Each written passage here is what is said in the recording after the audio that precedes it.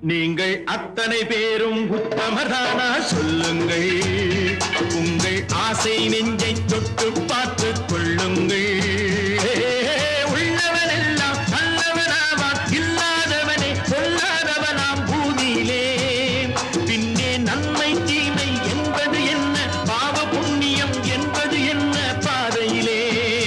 நீங்கள் அத்தனை பேரும் உத்தமதானா சொல்லுங்கள். உங்கள் ஆசை நெஞ்சை